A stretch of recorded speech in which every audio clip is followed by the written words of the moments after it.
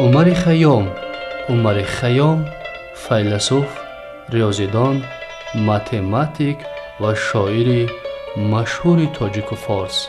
خیمه خیام. بخش خیمه خیام با مقصد شناسایی بیشتر به جهان اندیشه ها و پند گرفتن از اندرزهای حکیمانه این پیر خرد تهیه می گردد. پرخون ز فراقت جگری نیست که نیست، شیدای تو صاحب نظری نیست که نیست. با آنکه نداری سر سودای کسی، سودای تو در هیچ سری نیست که نیست. پیش از من و تو لیل و نهار بوده است، گردنده فلک نیز به کار بوده است.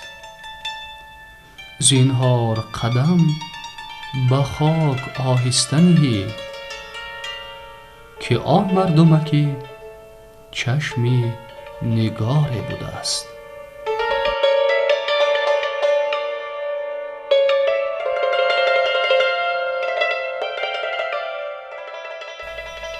تیری که اجل کشد سپه را هیج است، وین محتشمی و سیم و زرها هیج است. چندان که بر روی کارها در نگریم، نیک است که نیک است دیگرها هیج است.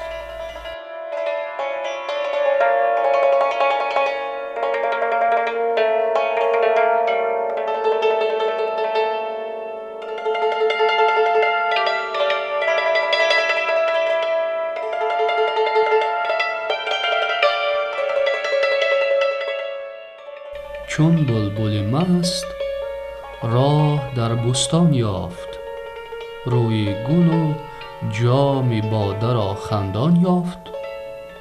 آمد به زبان حال و در گوشم گفت، دریاب که عمری رفته را نتوان یافت.